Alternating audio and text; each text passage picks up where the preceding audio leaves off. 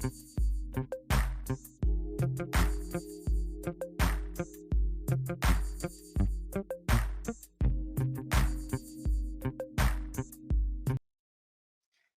hello, hello, hello. I just like to start with a little music. And this is the first day of the session that I will be teaching on steps to mastering courageous living. Hi, I am your host, Dr. Tamara White.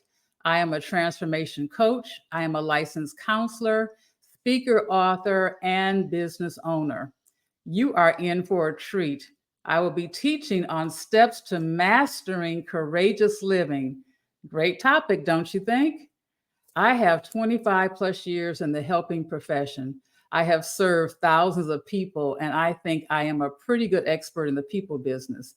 This is going to be a mini course of teaching, so I want you to stay tuned for all of the sessions.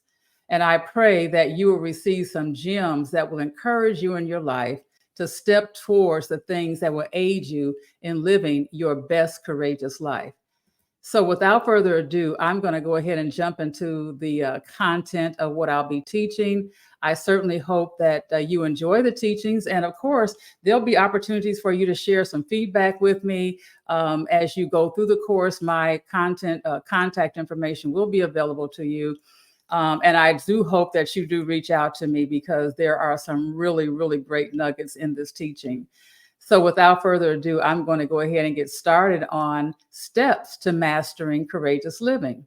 So first of all, I want you to know that you are talking to an expert, that I have been in this industry, as I said, for quite some time. I have worked in many various industries. I've worked with children. I've worked with adults. I have worked with children caught up in the CPS system. I have worked with veterans. I've worked with couples. I've worked in abuse situations. So as a licensed therapist, along with being a transformational coach, I bring to you a volume of information here and a volume of experience. And right now I'm teaching women how to live their best life. I'm working with women, high achievers, women leaders who are a product of overwhelm. And I know that overwhelm is something that we're all dealing with on a day-to-day basis. And so that's why I thought I'd stop in and to develop a course on living courageously. Now, of course, the people that I serve now are high achieving professional women, but that doesn't mean that the information I'm sharing is not going to be good content for anybody, because we're all dealing with something. We're all dealing with how to master, and especially in this life that we're living in with all the things that are going around us, we're all learning how to master living with courage. And it's so important, don't you think? Just because of the things that are happening in our world doesn't mean that we have to take it all in and wear it on our sleeves. So I just want to take you step by step. There are several different things I'll be teaching in this journey, just to give you some gentle reminders, to let you know that I am here to serve you and to help you master these skills and live a life that's pleasing to you. And so today I wanted to start by teaching about your purpose. And I know that we are over it. I mean, we are hearing about purpose all over the place.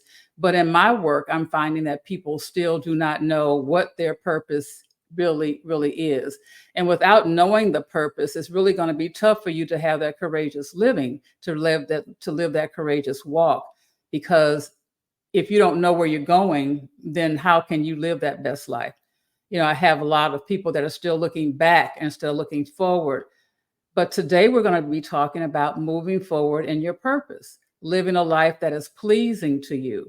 And then how do you find your purpose? You have to dig down deep and find that.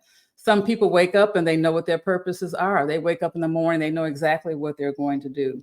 I found my purpose a long time ago when I was in high school. And so I don't know about you, living a life of purpose is very important. It's very rewarding. And so, I want you to look at seeing things as they are.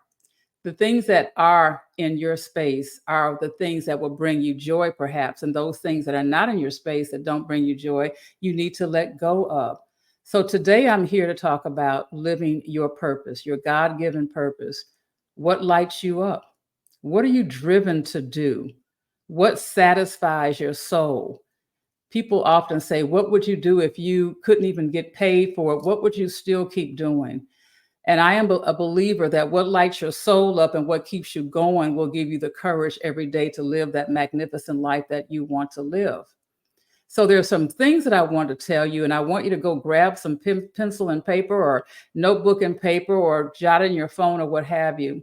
I find also that when I teach, it's often better to write with your own handwriting because it means a little bit more than just typing on a keyboard. But whatever choice you have, I'd love for you to jot some things down. First of all, the number one thing is that you must believe in yourself. I want you to believe in you.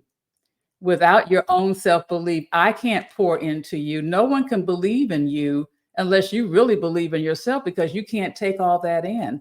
So the first step is to believe in yourself. And you may say, well, Dr. Tamara, I don't know how to do that. I've always been beat down or no one's ever believed in me. It has to come from within. And when I work with clients, I oftentimes tell them, find a quiet space. If you don't have a quiet space in your home, then go to the library where it's always quiet. Go down by the water if you live by the water. Find some space outdoors. Go to the park.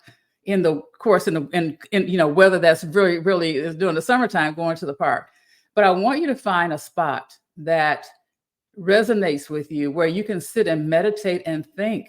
Let the sun beam down on you. Find that quiet spot where you put on some meditative music and just sit there and think. And when you're in a still, small place, God's word says to be still. When you're in a still, small place, you will find that time of revelation, that time of nurturing your own spirit to come up with what it is that you should be doing so that you can live the best life that you want to live by knowing what you're supposed to do every day. And having a purpose is not always connected to what you do for a living.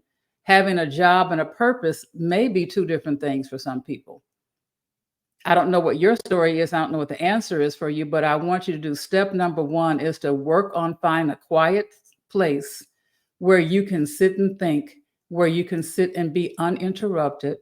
Put your phone on silent or leave your phone in the car if you have to, go down to the beach or wherever, but find that spot. Sometimes people, just ride bikes and find that spot.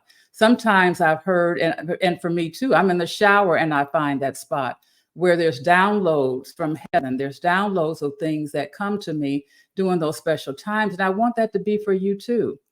So in terms of living courageously, we must find out what our purpose is, what that uniquely designed for us is. And then from there, we can still climb to the next thing that we'll be talking about on the next lesson about just about moving forward.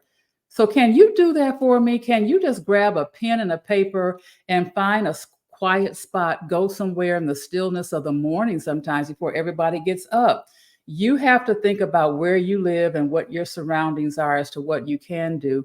But I'm inviting you to take that journey and to find that spot where you can really, really dig deep. Don't run from yourself. Do not run from yourself because that is not going to be the answer to what we're trying to do today. What we're trying to do today is move the needle a little further so that we can master living courageously. Because the secrets to your life lie there. The secrets to your life, ladies, lie there.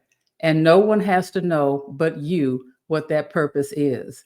And I hope that this gym will bring you some joy, that it will be a confirmation to what you already know that you need to do, that you may need to let some people go. You may need to let some things go that you have on your list that aren't serving you in order to find out what those next steps are for you.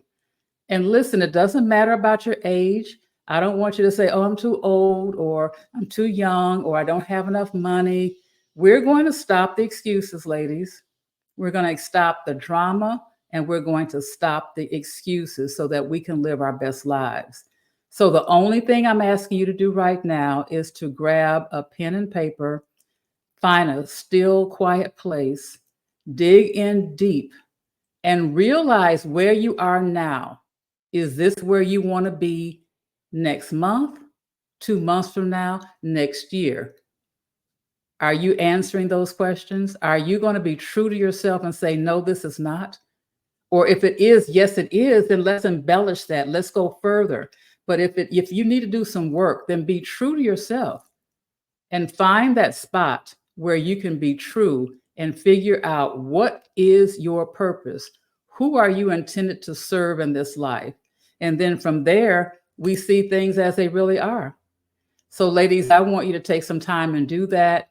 And then we'll come back and we'll talk about the next thing that we're going to talk about.